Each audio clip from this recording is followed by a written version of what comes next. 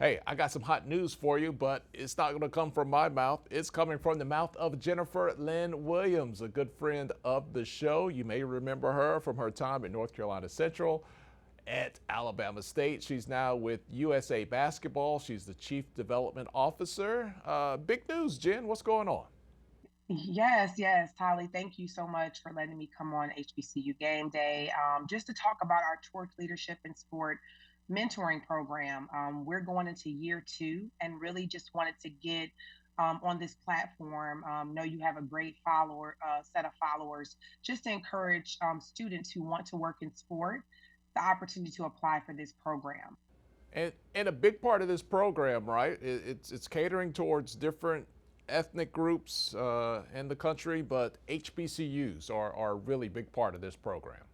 Yeah, so the Torch program was something that was near and dear to me.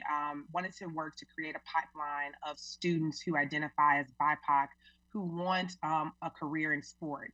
And so we accepted 8 students from minority serving institutions last year to be paired with executive leaders on at USA Basketball.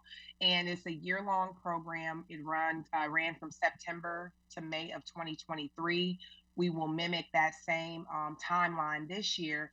But there were a lot of virtual meetings. We had in person meetings, and then there were calls with their mentors where they were able to help navigate and discuss what the sports industry looks like and how, career exploration. So it's been a really great program and just been great for the students in our program to watch them now as they matriculate into jobs or into grad school. This cohort, we had 2 students from Alabama State. We had a student from Bethune Cookman, a student from North Carolina Central. We had a young lady from Cal State Dominguez Hills, a student from FAMU, and a student from North Carolina A&T. So as you can see, we're heavy with HBCUs.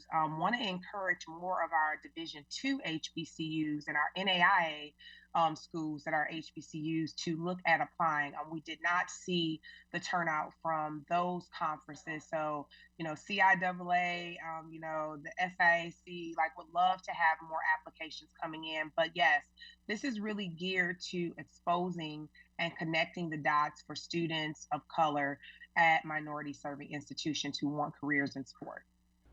And what type of things can people really expect from this cohort if they're selected and become involved in it?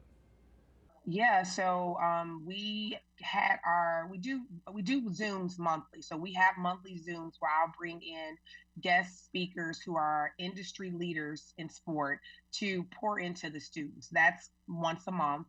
Then we had an in-person meeting where we coordinated with the Celebration Bowl. So we were able to bring all of the students to Atlanta for 3 days, and they had in-person sessions and they were able to attend the game. From there, we had some of our students go to our women's national team training camp in Minnesota. We had a good amount at the men's and women's Final Four, and then also at our Hoop Summit in Oregon after the Final Four. So, looking to add an additional in person to what we're already doing and just hands on experience. We were able to give the students a glimpse into what it's like to be an executive, what it is that we do on a day to day, and then also connecting them with other industry leaders. We didn't want it to be, while we want people to work in basketball, we connected them with people in the NFL. We connected them with agents who represent players in the NFL, NBA. So it's a great program. They were able to meet WNBA superstars. I know one of our mentee from Bethune, he had pictures with Diana Taurasi, who's one of his favorite players. So it's really connecting the dots and exposing these our students to these opportunities. So a lot of people out there, Jennifer, might be saying to themselves, hey, this sounds good. Sounds like a really great idea. Is there money involved? Are there going to be any expenses? Will it cost me anything? Right. The program is completely free. We will take care. USAB Foundation absorbs all costs, and the students, they don't have to worry about any type of expenses. Now, it's not a paid internship, but there will not be any cost to the students or the universities. All right, talk about the timeline here. What are we working with application wise? What does that look like where we stand right now? Yes, so the opportunity to apply, it ends on June 30th. Right now I have about almost 100 applications that have come in, but you have to have a resume, cover letter, and then talk about what value you can bring to the program and what you want as a student who is interested in a career in sport to get out of the program.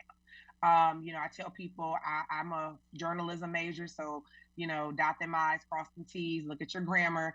But I've been seeing some applications are taking people maybe 2 hours to complete, and then some are knocking it out in 20 to 30 minutes. It just depends on, is your resume, cover letter together? Are you prepared in that aspect? But that's it. It's really just getting it done by 11:59 p.m. Mountain Time on June 30th.